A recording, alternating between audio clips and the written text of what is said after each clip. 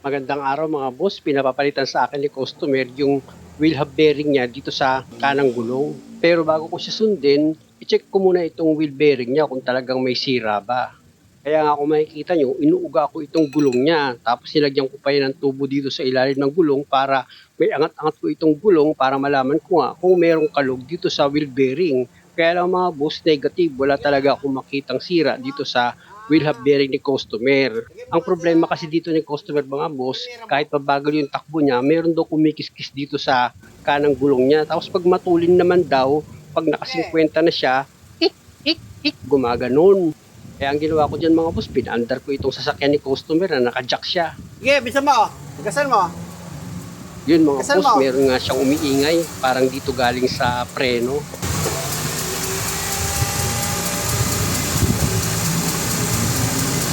Narinig nyo mga boss, parang may kumakaskas galing dito sa preno niya or sa rotor disc.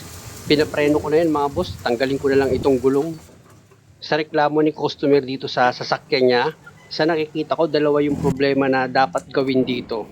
Pero itong wheel bearing na sinasabi niya kailangan palitan, walang sira yan kasi wala naman akong ugong na narinig eh. Ang narinig ko merong kumakaskas dito sa rotor disc niya eh. Kaya pwedeng marumi lang itong brake pad. Kaya dyan muna ako magpo-focus mga boss kasi kung papansin niyo yung rotor disc nito, meron siyang gas-gas. Kaya tanggalin ko muna itong brake caliper niya. Gumamit ako dyan ng socket wrench na number 14 para matanggal ko itong 2 bolt. Tapos pwede ko na ngayon iangat itong brake caliper para itong 2 brake pad niya, ma-check ko yan. Makapal pa itong brake pad mga boss kung makikita nyo. Kaya lang kailangan talaga yan, lilisan ko muna para sigurado ako. Huwag muna akong lalayo. Chine-check ko nga itong rotor disc niya mga boss. Kung makikita nyo, may gaspang siya ng kaunti sa rotor disc eh. Kaya ang gagawin ko dyan mga boss, liliyahin ko lang yan. Lagyan ko muna ng 2 nut itong rotor disc. Para pag pinaandar ko nga itong sasakyan, hindi bumitaw itong rotor disc dito sa wheel hub niya. Padiretso ko muna itong manibela ni customer. Tapos, yung 2 brake pad nito, lilinisan ko yan. Ayun mga boss, kung makikita nyo, liliyahin lang naman itong brake pad para yung tumigas dito sa ibabaw ng lining niya, matanggal. Ganun lang naman ang ginagawa dyan mga boss pag merong maingay sa preno nyo, lalo na't meron siyang yung sumisipol, parang may kumikiskis. Diyan ka muna mag-focus, linisan mo lang yan para matanggal mo yung tumigas nga dito sa ibabaw ng brake pad mo. At pag okay na, pa-start ko na itong makina dahil nga sa liliyahin ko itong rotor disc. Oh, tabi dito. Oh, lagay mo sa primera. Oh, pandali mo ulit.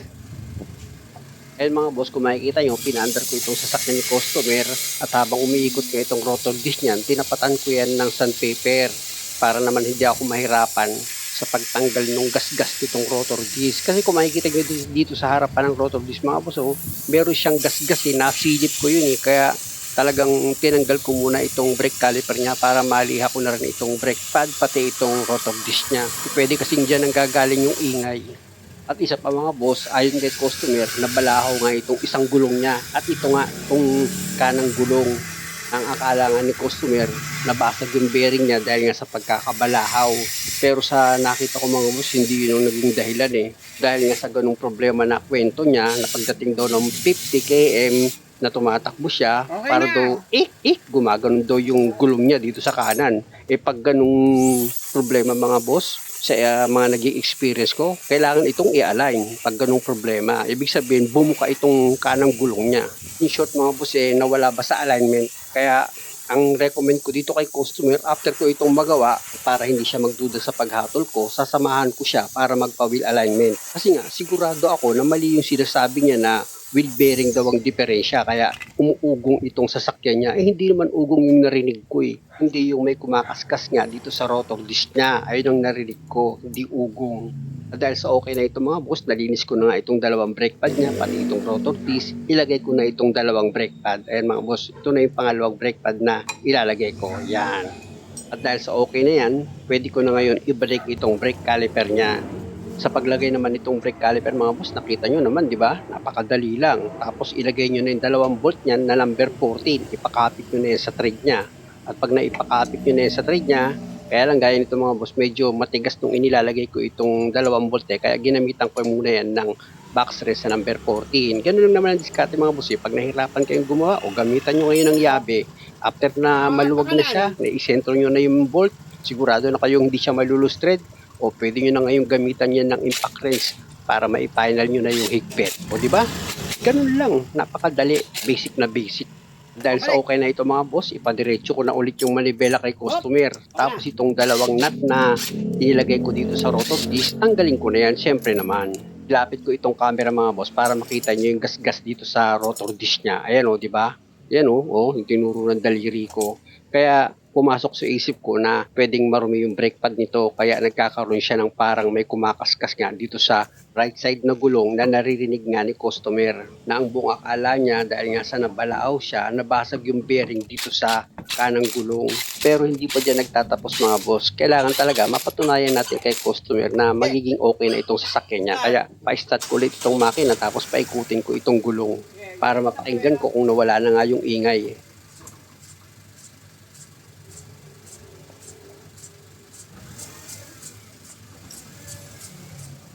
Yun lang mga boss, meron pa rin siyang ingay. Hop, dali. Hop. Preno. Bitaw. Bitaw preno.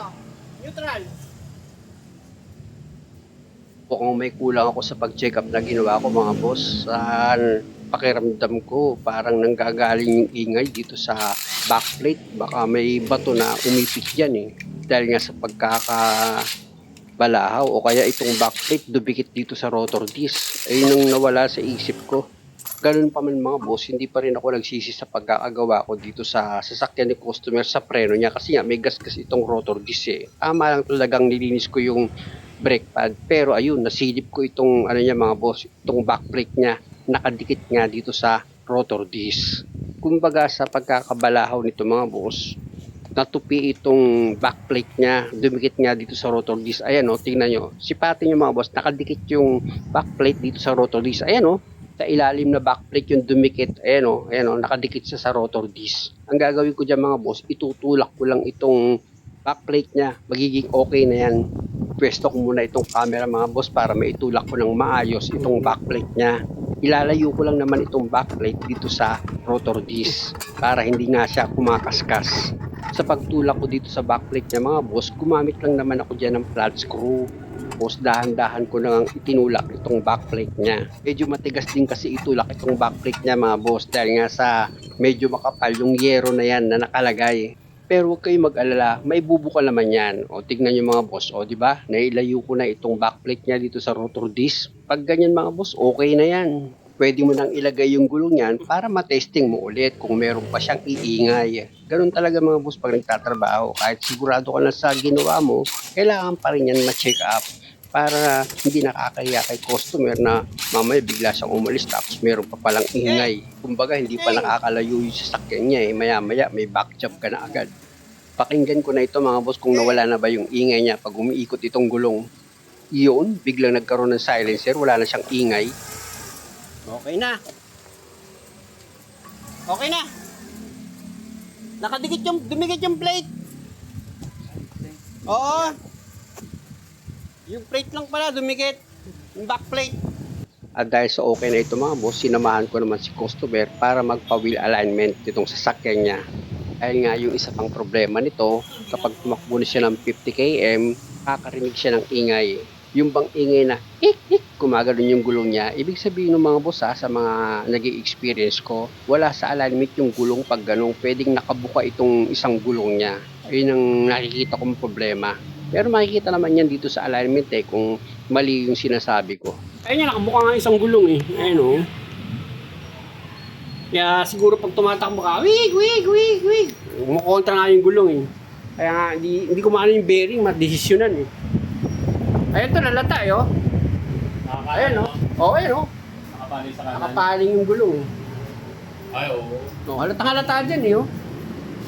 Kaya pag tumatak, di ba tama, yun ang dito sa side ng problema mo, di ba? Oo. Kaya hindi ko inaano sa akin, bearing eh. Inabi ko hindi bearing eh. Alam niyo mga boss, kung maloko lang ako, papalitan ko talaga ito ng bearing. Siyempre, ay ng utos ni customer, palitan na daw ng bearing. Como sinasabi niya, matagal na raw, kaya kailangan ng palitan. Dahil nga sa yan daw yung pinanggagalingan ng ingay. Pero hindi, kailangan palitan yung bearing kung sira na. Konsensya naman pag ganun, biro mo alam mong hindi sira, tapos papalitan mo dahil nga lang sa walang Ayun alam siya. ng Ayun customer. na, kita mo, di ba? Pasok na.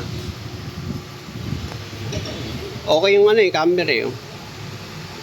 Ito naman, konti. Kabila. Kabila. Okay. Zero na. Ayan, pares na. Mag-rotis tayo Dahil nga sa okay na yung pagkakaalin ng mga gulong nito mga boss, pwede na kaming mag-rotis ni customer para magkaalaman na kung Rotis na natin. pagkakaroon ng ingay kapag tumakbo siya ng Ganda na yung 50 marotis natin. km. Malaman natin talaga kung saan ang ingay niya. Seatbelt tayo. Alam niyo mga boss, kaligayahan din ng puso ko na masolve ko yung problema ni customer na hindi siya gagastos ng malaki. Para kung may iba pang pagkakagastosan si customer, magamit niya doon. Dito na nga ako mag-focus sa pag-road test namin para malaman namin ni customer kung meron pang iingay dito sa gulong niya sa kanan. Yan daw kasi yung umiingay pag naka-50 siya eh. Muna natin, ito na. 50, di ba? Yun, malapit na mag-50 para malaman namin kung magkakaroon pa ng ingay dito sa kanang gulong niya. Alalay lang kasi yung takbo ni customer. Kasi sa ganyan daw na takbo, doon lumalabas yung ingay. Kaya okay lang, sige, hintayin namin mag-50. Pwede ko na dali ng malayo-layo ito. Pwede na. Meron ka pang ingay, 50 na. Wala na eh. Wala na. Di ba? Alignment lang. Ano? Yan, 50 na. Kasi nga nakabuko tong gulong dito sa sa kanan mo.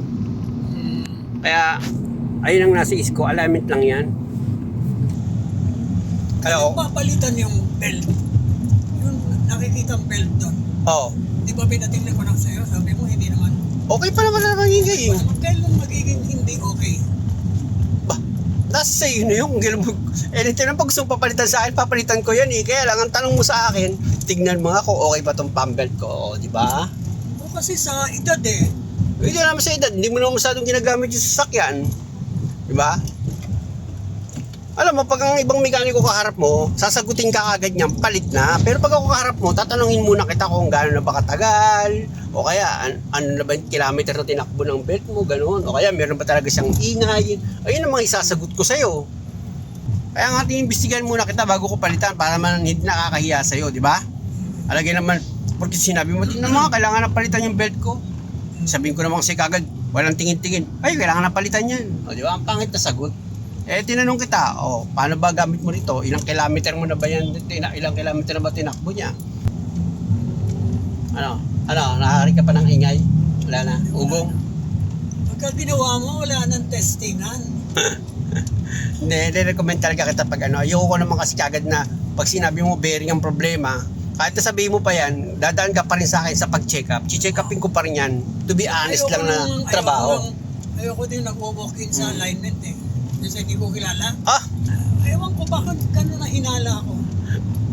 U-turn na tayo pag may nakita kang stat Pero alam ko medyo malayo pa.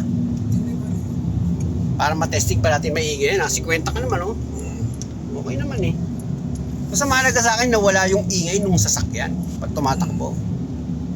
At napatunayan ko sa iyo na alignment lang yan. Hindi yan bearing, di ba? Ayun ang mahalaga. Fluid Yung fluid. Hindi, preno. May sira yung preno ko. Fluid lang pala.